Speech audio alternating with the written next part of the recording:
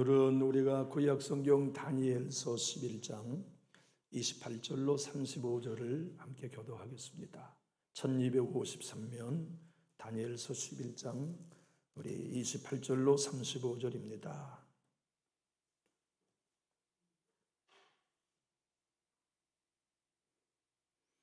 북방왕은 많은 재물을 가지고 본국으로 돌아가리니 그는 마음으로 거룩한 언약을 거스리며 자기 마음대로 행하고 본토로 돌아갈 것이며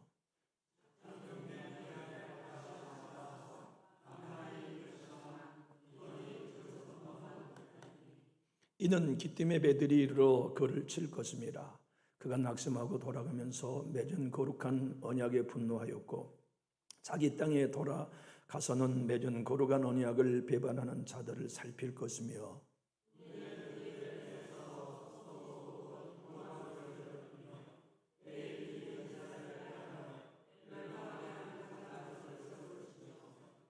그가 또 언약을 배반하고 악행하는 자를 속임수로 타락시킬 것이나 오직 자기 하나님을 아는 백성은 강하여 영명을 떨치리라.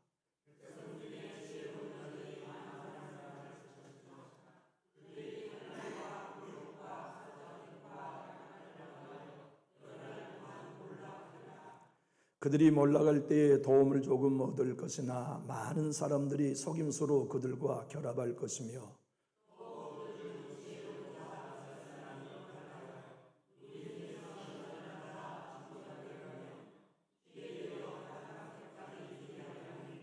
이는 아직 정한 기한이 남았습니다. 아멘.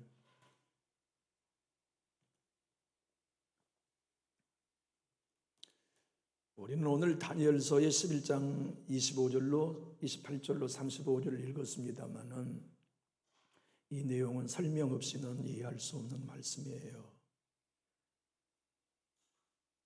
설명 없이 이 본문의 말씀을 이해할 수 있는 사람은 한 사람도 없습니다.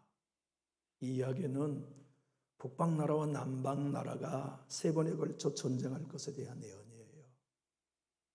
북방의 왕은 역사 속에 셀루커스 왕조를 의미하고 남방왕은 프톨로미 왕조를 얘기하고 있는 거 역사로 살펴보지 않으면 이해할 수 없는 구절이죠.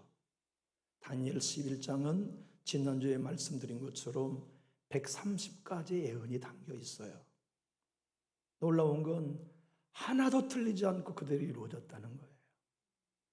그래서 학자들 간에는 물론 자유주의 신학자들이죠.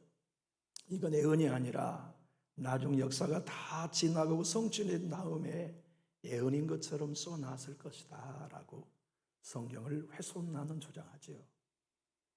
성경은 거짓말하는 책이 아니죠.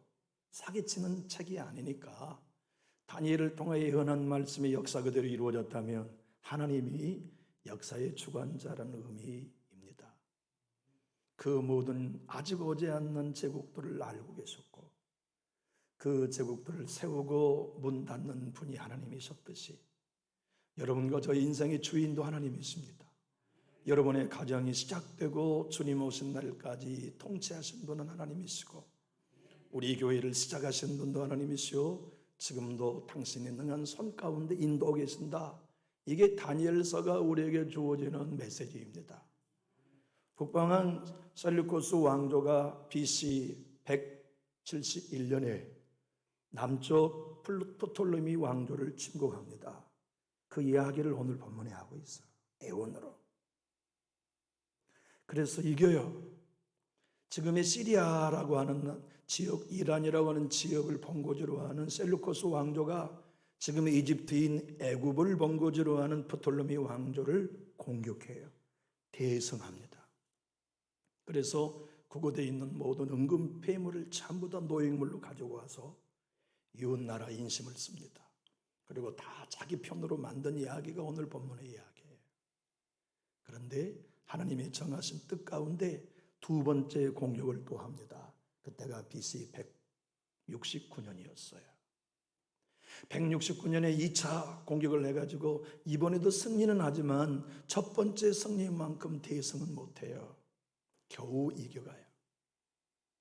그런데 이 이쪽에 있는 북방 나라인 셀루코스 왕조가 이집트를 번거지로 하는 남방 왕으로 가려면 반드시 어디를 거쳐야 할까요? 팔레스타인입니다. 이스라엘을 반드시 거쳐가야 하죠. 그렇기 때문에 북쪽의 왕이 남쪽 BC 172년에 공격하기 전에 예루살렘을 정복해버려요.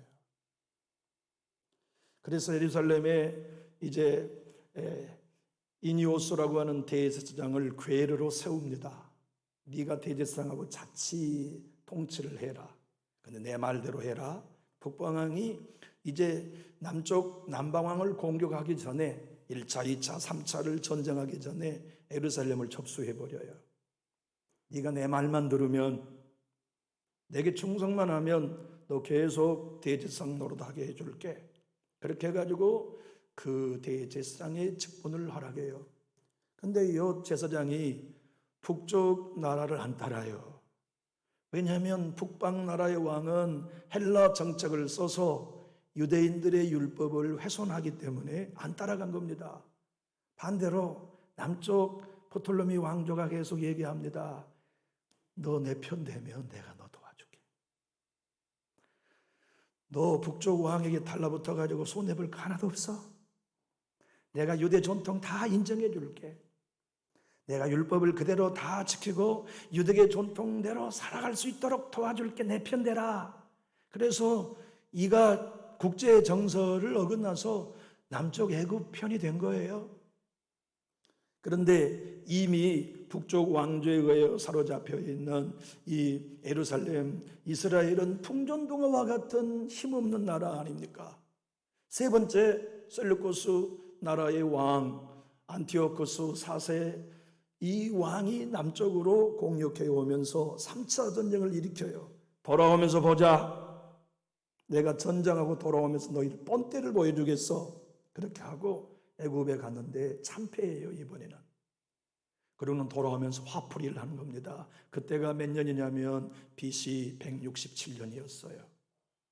그때는 남유다 이스라엘 땅에 누가 대제사장이었냐면 이 3년의 어간 동안에 이 이니오스라고 하는 대제사장의 동생이 돈을 엄청 뇌물로 가지고 북방 나라에 가서 뇌물을 줍니다. 우리 형을 밀어내 주십시오. 그리고 나를 대제사장으로 삼아주면 내가 충성하겠습니다. 그때가 BC 171년 북쪽 왕조가 남쪽을 쳐들어오던 해였어요. 그러니까 완전히 이건 가짜죠. 그런데 그 다음 해에 세상에 또 다른 메네리우스라고 하는 유대인이, 이 사람은 레위인도 아니에요. 엄청난 뇌물을 어디서 훔쳐서 가지고 가냐면 성전에서 훔쳐서 가지고 가요. 하나님 성전에 있는 금을 전부 다 훔쳐가지고 북방 왕에게 뇌물로 가지고 가서 뇌물을 주는 겁니다. 대왕이여, 나를 대제사장으로 삼아주면 내가 우리나라를 다 헬라 정책으로 당신이 펴는 걸 내가 적극 도우리다. 그리고 이 사람이 뇌물을 주고 대제사장이 된 게 발각나요. 그러니 밀려났던 야손이라고 하는 사람이 저놈 잡아라, 저 못된 놈 잡아라, 자기도 뇌물 주고 해놓고 쫓아가니까 이 멜레니우스라는 대제사장이 성전에 뿔을 잡고 안 나와요. 간사한 인간들이죠. 하나님의 교회가 이토록 타락했던 그 시절이었어요. 걱정 마, 안 죽여. 나와라, 안 죽여. 내가 보장할게. 그러니까 나오니까 칼로 목을 쳐서 죽였어요. 그토록 남유다가 타락한 상태에서 이러한 국제적인 정서가 돌아가는 환경 속에 하나님은 다니엘서를 통해 앞으로 그 시대가 올 것을 예언해 준 거죠. 지금 제가 말씀한 건 다니엘이 죽고 난 다음 먼 후대에 있었던 일입니다. 최소한 300년이 지나고 난 다음에 역사 속에 실현되었던 얘기들이에요. 이런 얘기를 통해 하나님이 오늘 우리들에게 뭘 말씀하실까요? 오늘 본문을 통해 메시아가 다시 오신다. 그 나라가 오기까지 핍박도 고난도 온다. 내가 예언하는 이것은 장래 이 땅 예루살렘을 중심으로 일어날 일이지만 근본적으로 이 예언은 최종 내 너희의 구주 예수가 이 땅에 재림하실 때 교회에 있을 일이다 하는 걸 예언해 놓으셨어요. 흔히 오늘의 예언은 우리에 관한 예언입니다. 그러면 이 말씀을 통하여서 하나님이 우리에게 뭘 말씀하실까요? 한번 따라 하실까요? 어떤 고난이라도 이길 수 있는 근거는 하나님을 아는 지식에 있다. 어떤 분이 저에게 얼마 전에 우리 교우님이 질문을 하시더라고요. 목사님, 믿음 좋은 청년이 있고 인품이 좋은 청년이 있어요. 한 청년은 믿음은 좋고 성질은 안 좋아요. 그런데 한 청년은 믿음은 없는데 성질이 좋아요. 그럼 누구를 사일감으로 뽑아야 합니까? 알아서 하십시오. 그걸 내가 어떻게 알아요? 그러잖아요. 알아서 할 일이지. 그러나 내가 내 딸에게 그러한 경우에 제안한다면 성품 좋은 사람을 택하라고 말할 겁니다. 믿음은 작은 불씨에도 타버려요. 반석 같은 믿음이라고 말하여도 작은 시험에 흔들리면 무너지는 모래성이에요. 근데 성품은 안 변해요. 좋은 성품, 좋은 인격을 가지고 있는 사람은 하나님을 아는 지식만 들어가면 흔들리지 않아요. 그래서 알아서 하쇼만은 나 같으면 성품 좋은 놈을 사익감으로 선택하고 싶소. 답은 없습니다. 근데 그렇게 하십시오. 자, 그렇게 대답했다고요. 안티오쿠스 4세, 그가 북봉왕으로서 시리아를 통치하는 셀루쿠스 왕이었어요. 남쪽에 와서 전쟁에 2번은 승리하고 1번은 패배며 돌아가며 홧김에 예루살렘을 쓸어버렸어요. 그때가 언제냐면 BC 167년이 가을이었습니다. 안식일을 폐하고 아침 저녁으로 드리는 모든 제사를 오늘 본문처럼 폐하고 성전에 제우스 신상을 세웠어요. 그리고는 유대인들에게는 모멸감, 율법으로는 도저히 허락되지 않는 양이나 염소나 소가 아닌 돼지를 잡았어요. 그리고 돼지피를 성소에 뿌리며 성소를 완전히 돌입해버렸어요. 오늘 본문의 말씀, 멸망에 가정한 것이 거룩하게 선 것이라고 하는 표현이 제우스 신상을 하나님 성전에 세워놓고 이 제우스 신상이 사람이 되어서 내가 왔다, 내가 하나님이다, 나를 섬겨라 라고 한 왕이 안티오쿠스 4세의 왕이었어요. 다니엘을 통해 하나님이 하신 말씀, 그때가 언제냐? 멸망한 가정한 우상이 거룩한 성소에 설 때 그때가 그날이 될 것이라고 하나님이 예언해 놓으신 대로 된 것이죠. 이 안티오쿠스 4세는 교만했어요. 교만하지 않고서야 내가 신이라고 말할 수 있겠습니까? 사탄의 마음은 언제나 교만이에요. 삶을 살아가면서 나로부터 얻어진 거, 내 수고의 결과, 내 노력으로 얻어진 거, 나라고 하는 것들은 모두 다 교만의 표현이지요.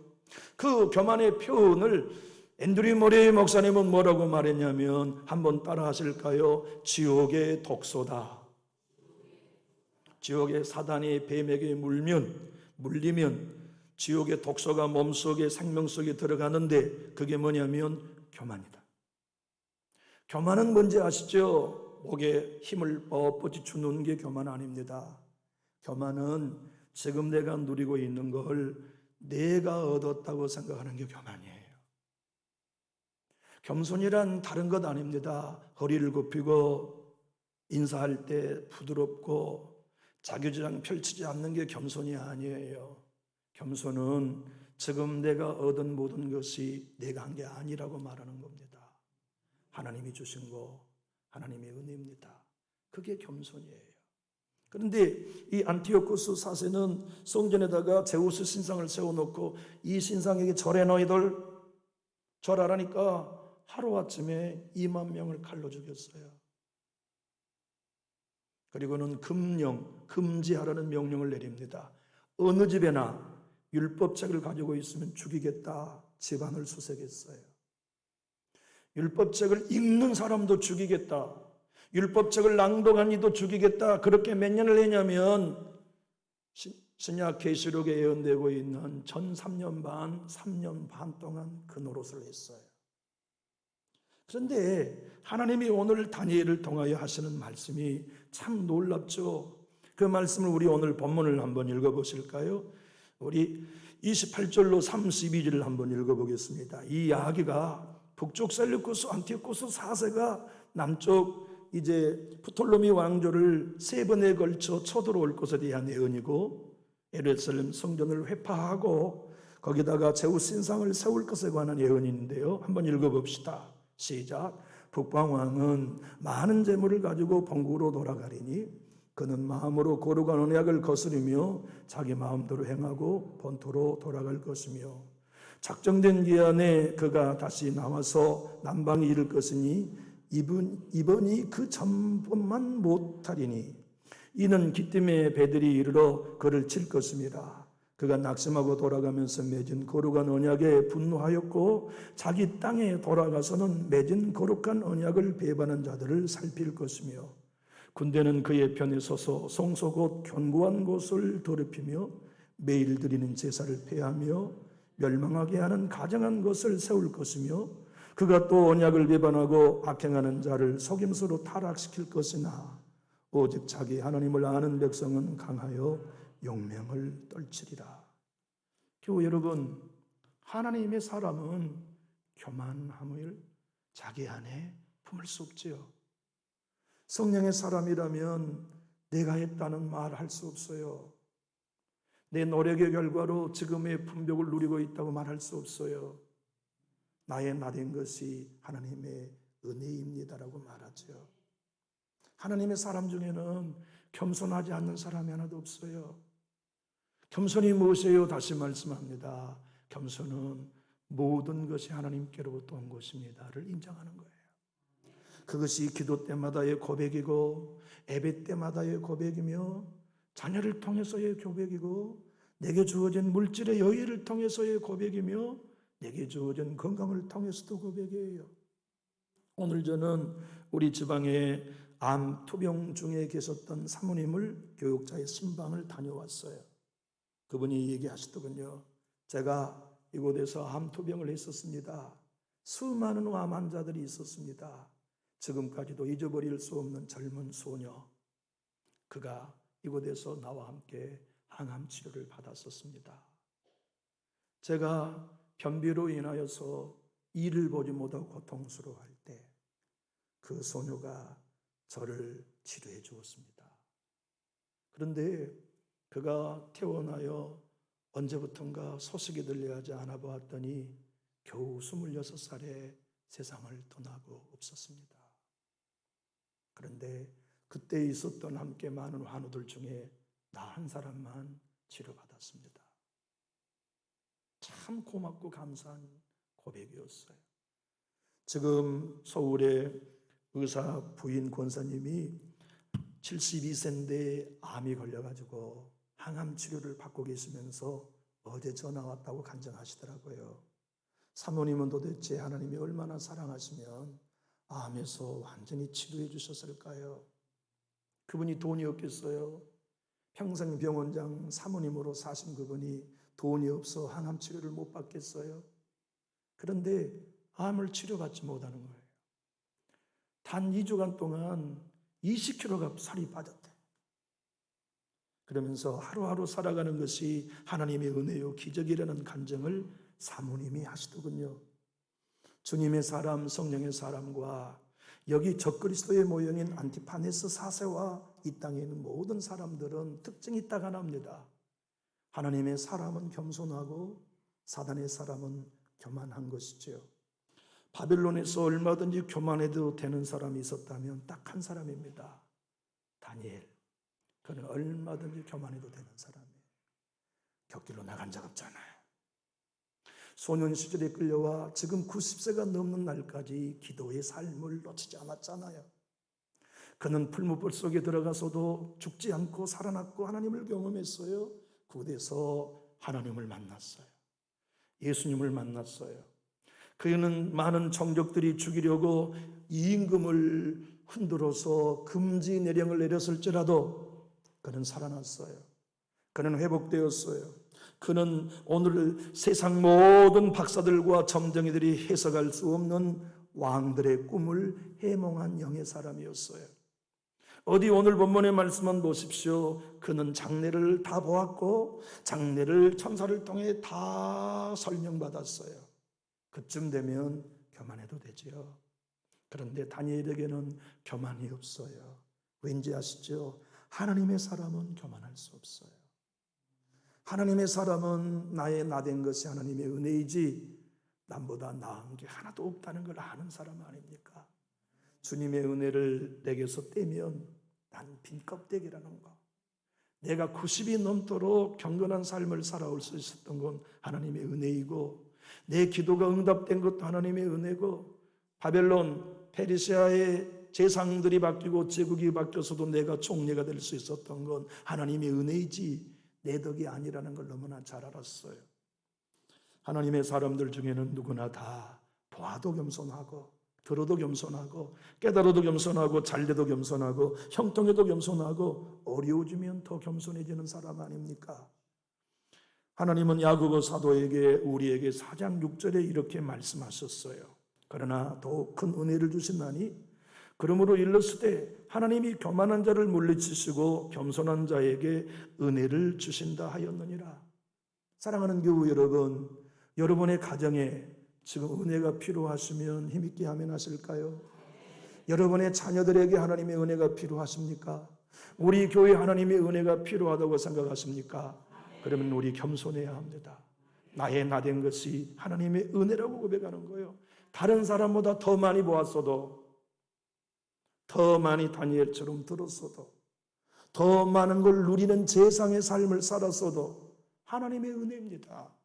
나의 나된 것은 하나님의 은혜입니다를 고백할 때 은혜를 더욱 주시나니라고 약속하잖아요. 베드로 사도도 전서 5장 5절에 이렇게 말씀하셨어요. 젊은 자들아 이와 같이 장로들에게 순종하고 다 서로 겸손으로 허리를 동이라. 하나님은 교만한 자를 대적하시되 겸손한 자들에게는 은혜를 주시느니라. 여러분, 우리 예수님이 이 땅에 오셨어요. 하나님이세요. 다시 말씀합니다만 우리 예수님은 교만하셔도 돼요. 내가 세상을 지었다 이놈들아, 내 말을 들으라 이놈들아. 얼마든지 우리 주님은 교만하게 말씀하실 수 있었지만 그분은 이 땅에 오셔서 상한 갈대를 꺾지 않을 만큼 겸손하셨어요. 그분은 이 땅에 오셔서 꺼져가는 등불도 끄지 않을 만큼 겸손하셨어요. 얼마나 겸손하셨냐면 왕궁에 거하지 아니하고 저 나사렛 몫으로 가난한 삶을 사셨어요. 대학도 가지 않으셨어요. 학위도 따지 않으셨어요. 끝까지 겸손하게 사시면서 당신의 공생애를 지나가며 제자들이 여쭈었어요. 선생님, 언제 주님 다시 오시는 세상 종말이 있습니까? 그러니까 우리 주님이 그때가 되면 난리와 난리의 소문이 꼬리를 물게 될 거다. 전쟁과 전쟁의 소문이 계속될 거다. 지진과 이 세상의 이상기온이 계속될 거다. 그러나 아직 마지막은 아니다. 그건 시작에 불과하다. 여자가 해산의 상고가 시작되면 출산이 가까워진 걸 알지만 아직 출산이 시작되지 않는 것처럼 그것은 해산과 같다. 이제 산고가 시작된 것에 불과하다. 그러면 주님, 내 주님이 장착하셨다가 다시 오시는 이 세상의 종말은 증거가 무엇입니까? 다니엘서 11장 32절이 실현될 때다. 그것이 뭔데요? 멸망에 가장한 것이 거룩한 게 산 것을 보거든 읽는 자는 깨달을진저. 주님이 친히 하신 말씀이거든요. 우리 한번 찾아볼까요? 마태복음 화면을 한번 봅시다. 마태복음 24장 15절로 16절을 읽어봅시다. 시작. 그러므로 너희가 선지자 다니엘이 말한 바 멸망에 가증한 것이 거룩한 곳에 선 것을 보거든 읽는 자는 깨달을진저. 그때 유대에 있는 자들은 산으로 도망할지어다. 하나님의 이스라엘은 예루살렘 성전에 안티오쿠스 4세가 제우스 신상을 세워놓고 이 신이 나다라고 말한 것처럼 적그리스도가 마지막 1003년 반의 통치를 끝나고 거룩한 성소에다가 우상을 만들어 놓고 내가 여호와다 말하는 그때가 내가 재림할 3년 후 반이 될 것을 약속하신 것이죠. 사도 바울은 재림에 관하여 혼돈하고 있는 데살로니가 교회 성도들에게 이렇게 말씀하셨습니다. 화면을 보고 한번 데살로니가 후서 2장 4절을 읽어볼까요? 시작. 그는 대적하는 자라 신이라고 불리는 모든 것과 숭배함을 받는 것에 대항하여 그 위에 자기를 높이고 하나님의 성전에 앉아 자기를 하나님이라고 내세우리라. 여러분, 이 역사가 이스라엘 땅에 BC 167년에 이루어졌다니까요. 다니엘이 죽은 3년 뒤에. 근데 그것이 역사적인 현실과 함께 내 주님의 재림의 때에 이 땅에 있을 것까지를 주님이 예언해 놓으셨어요.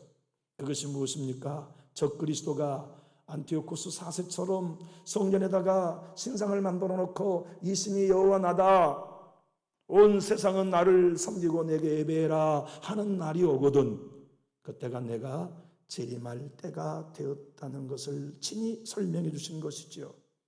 주님은 여러분과 저를 사랑하셔서 분명 다시 오십니다. 구름 타고 올라가신 그대로 다시 오셔서 저와 여러분의 영원한 안식을 선물로 주실 거예요. 그 나라가 있기까지 다니엘서를 통해 하나님이 우리에게 뭐라고 말씀하시냐면 고난이 와도 이겨라, 핍박이 와도 믿음을 지켜라, 배신당해도 예수를 붙들어라, 마음의 상처가 아무리 깊다 하여도 기도의 자리, 믿음의 자리를 놓치지 말아라. 그러면서 주님이 친히 일러주시는 말씀은 이겁니다. BC 167년에도 모든 성전이 회파되고 율법을 읽지도 낭독하지도 못하는 핍박이 올 것이지만, 모든 제사를 금하게 하는 3년 반의 고난이 올 것이지만 그 시절에도 믿음을 지키는 자가 있다. 모든 고난을 이겨내는 사람이 그 시절에 있을 것이다. 그리고 예수 그분이 이 땅에 재림하실 때에도 소수 남은 자들이 있을 것인데 그 남은 자도 똑같은 원리로만 고난을 이길 수 있다. 그것이 무엇이냐?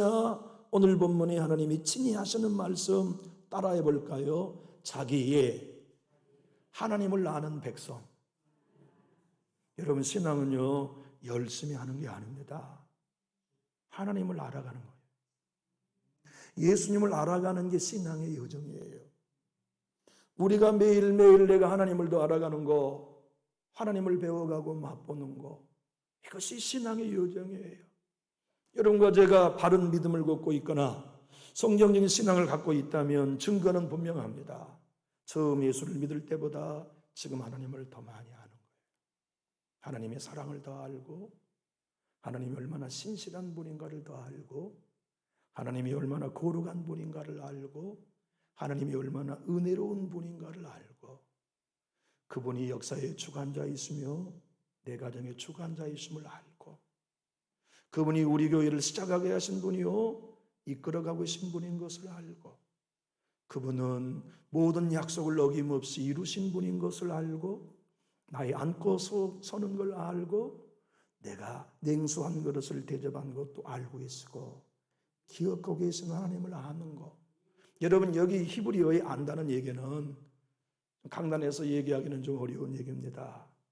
손 보고 서로 얼굴을 알고 이름을 아는 관계가 아니라 사랑하여 아이를 낳은 관계다는 뜻입니다. 하나님을 경험으로 아는 거죠. 여호와 이레 하나님의 이름을 알아도 나의 삶에 미리미리 예비해 두신 것을 경험할 때에만 우리는 여호와의 이레이심을 아는 거예요. 하나님이 나의 승리를 보장하신 여호와 니시의 이름을 안다고 해서 하나님을 아는 게 아닙니다. 고난 속에서, 시험 속에서도 나를 이기게 하시는 하나님을 경험해야만 여호와 니시 하나님을 아는 거예요. 하나님이 여호와 샴마 하나님이라는 걸 제자훈련을 통해서 배운다고 하나님을 아는 게 아닙니다.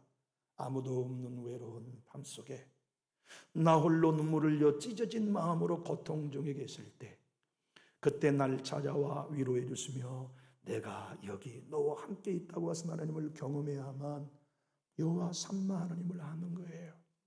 주님이 오늘 친히 하신 말씀 우리 32절 화면을 보고 읽어볼까요? 시작. 그가 또 언약을 배반하고 악행하는 자를 속임수로 타락시킬 것이나 오직 자기 하나님을 아는 백성은 강하여 용맹을 떨치리라. 교회 여러분, 우리가 고난에 와요. 오해받고 상처받을 날에 와요. 그때 우리의 믿음이 우리 지키지 않아요. 우리의 직분이 우리 지키는 거 아닙니다. 내가 알고 있는 하나님의 지식이 우리를 지켜줘요. 내가 믿고 있는 하나님을 아는 지식이 우리를 지켜줘요. 그 지식이 우리로 담대함을 주고요. 그 지식이 우리로 승리하게 하고요. 그 지식이 우리로 겸손하게 하고요. 그 지식이 우리로 변함없이 고난 속에서도 기도할 수 있도록 도와주지요. 하나님을 아는 지식에는 가장 기독교의 고전 중의 고전은 스테판 차녹이라고 하는 분이 영국 청교도의 시대에 쓴 책입니다. 그런데 근대에 들어서 가장 유명한 하나님의 책, 하나님을 아는 지식의 책을 쓰신 분은 제임스 패커라고 하는 성공의 신부입니다. 그는 그 책에서 말합니다. 하나님을 아는 그리스도인은 특징이 있습니다. 진짜 하나님을 아는 사람의 특징은 한번 따라해 볼까요? 나는 하나님을 모릅니다. 하나님을 진짜 아는 사람은 갈수록 내가 하나님을 모른다는 걸 안다는 거예요. 하나님을 모르는 사람은 내가 하나님을 알고 있다고 생각하고, 하나님을 아는 사람일수록 나는 하나님을 모른다고 생각한다는 거예요. 그것이 하나님을 아는 지식의 핵심이라고 말해요. 그런데 내가 하나님에 대해 모른다고 생각하는 사람이 하나님을 아는 지식으로 출발하는데 두 가지 단계가 필요하다는 거예요. 한번 따라해 볼까요? 하나님을 알지 못하기 때문에 하나님을 알고 싶어 갈망한다. 신앙의 여정은 하나님을 알아가는 과정입니다. 내 주님은 친히 요한복음 17장 3절에서 이 정도로 말씀하셨어요. 영생은 곧 유일하신 참 하나님과 그가 보내신 자 예수 그리스도를 아는 것이라고요. 영생은 하나님을 아는 겁니다. 예수 그리스도를 아는 것이에요. 하나님을 아는 지식. 여러분과 제가 그리스도인이라면 갈망하고 갈망해야 해요. 주님, 나는 하나님을 알고 싶어요. 하나님이 얼마나 은혜로우신 분인지, 전능하신 분인지, 신실하고 좋으신 분인지, 나와 약속한 것을 폐기하거나 변개하지 않으신 하나님인 걸 알고 싶어요. 말씀으로 알고 싶어요. 하나님을 갈망한다. 제임스 패커는 두 번째, 그가 진정 하나님을 알고 배워가기 원한다면 내가 하나님을 알지 못한다는 사실과 함께 따라해 볼까요? 예수님을 통해서 하나님을 배워간다. 하나님은요, 예수님 없이 알 수 없습니다. 십자가 없이 하나님을 결탄코 알 수 없어요. 내 주님이 이 땅에 오신 이유는 우리를 구원하시는 것만이 목적이 아닙니다.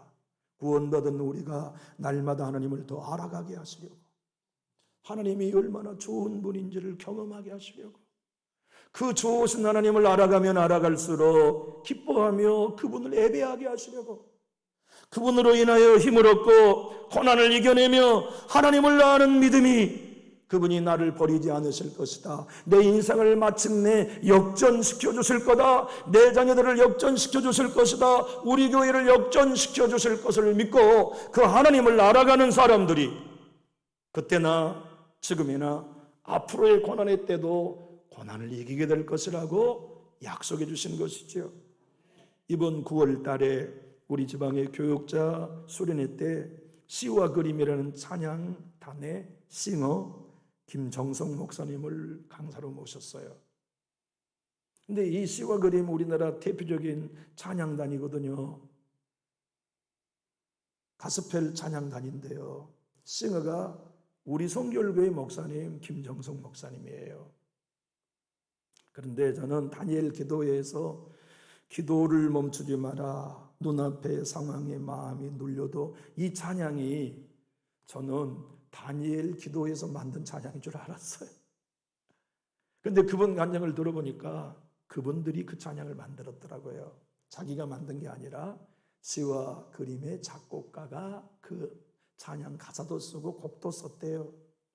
그런데 이 찬양이 생기게 된 배경을 얘기하니까 제 마음이 눈물이 고였어요. 그 작곡가는 지금 캐나다에 살고 있대요. 삼성그룹의 엘리트로 직장 생활하다가 주님을 위해 찬양 사역을 하겠다고 사표를 내고 일반인이 된 겁니다. 사무실을 얻고 곡을 작곡하고, 그래서 찬양 사역자인 김정석 씨와 함께 둘이서 5년, 10년 사역을 해도 전혀 인기를 끌지 못하는 거예요. 그 사이에 그분은 자기 집 팔고 이 찬양 사역을 위해 올인했는데 가진 게 하나도 없이 다 떨어졌어요. 녹음실에 피아노, 베이스, 기타, 드러머 이 사람들이 찬양 연습을 하기 위하여 모여가지고 점심을 먹는데 지도자인 자기는 돈 한 푼이 없어서 며칠 동안 밥을 굶었대요. 너무 배가 고픈데 자기가 들어가니까 김밥을 다 점심으로 먹고 남은 걸 쓰레기통에 버리더래요. 그리고 다시 다 연습실로 가는 거예요. 그러니 그가 너무너무 배가 고파가지고 쓰레기통 뚜껑을 내려놓고 허겁지겁 주변을 둘러보니 김밥이 남은 걸 한참 주워 먹고 있는데 다른 대원이 문을 확 열고 노크 없이 들어온 거예요. 그런데 작곡가가 쓰레기통에서 김밥을 주워 먹고 있다가 서로 눈이 마주쳤는데 그분이 너무 민망해서 조용히 문을 닫고 나가더래요. 그때 그가 울면서 하나님께 외쳤대요. 이게 뭡니까 하나님? 나 삼성전자 잘 다닐 때 내버려 두시지. 나 하나님을 위해서 그거 사표 내라고 감동받고 왔는데 내가 잊혀져가 됐습니다. 하나님 도대체 내가 귀신 소리 들은 겁니까? 하나님 말씀대로 순종하면 우리를 살려주셔야 되지 않나요? 그런데 그 순간 성령님이 가사를 주시더래요. 기도를 멈추지 마라. 눈앞의 상황이 마음을 눌러도 원망치 마라. 너희 입을 지켜라. 저들은 너희 입을 보고 있다. 마음을 뺏기지 마라. 내가 너를 도우지 않는다는 소리에 너의 모든 게 불리해도 너는 기도를 계속해라. 너 기도를 멈추지 마라. 내가 너의 그 모든 상황을 바로 역전시키리니 너 기도를 멈추지 마라. 내가 잠시도 쉬지 않고 모든 걸 지켜보고 있으니 바로 역전되리라. 저들의 힘이 너를 압도해도 저들의 힘이 내 숨을 조여도 너는 보리라. 기도의 능력을 내가 역전시키리라. 너 기도를 멈추지 마라. 내가 너의 그 모든 상황을 바로 역전시키리니 너 기도를 멈추지 마라. 내가 잠시도 쉬지 않고 모든 걸 지켜보고 있으니 바로 역전되리라. 이제 역전되리. 그런데 하나님이 그들을 역전시켜 주셨대. 시와 그림이 뜨게 하시고 작곡가도 살게 하시고 김정석 목사님도 살게 하시고 지금은 그 작곡가가 캐나다에서 사역하고 있대요. 12년 전에 전 세계 선교사님들이 모여가지고 인종을 뛰어넘어 개신교의 모든 선교사가 한 군데 로마에 모여가지고 모든 전 세계 선교사님들이 울며 찬양하는 찬양이 자기들이 지은 찬양이었다는 걸 보고 깜짝 놀랐대요. 역사의 주관자이신 하나님이 우리를 지키고 계십니다. 그분이 여러분의 가정을 지키고 계시고 우리의 삶을 책임지고 계십니다. 우리 교회는 하나님이 오른손으로 붙들고 계십니다. 그분이 우리에게 말씀하십니다. 오늘도 너희가 이길 수 있는 비결은 그때나 장래나 원리는 똑같다. 나를 알아라. 하나님을 알아라. 내가 얼마나 신실한 하나님인지, 내가 얼마나 전능한 하나님인지 나를 바라보아라. 사람 보지 말고 날 바라보라 하신 하나님의 음성 앞에 여러분과 제가 마음을 열 수 있기를 주님의 이름으로 축복합니다. 기도하겠습니다.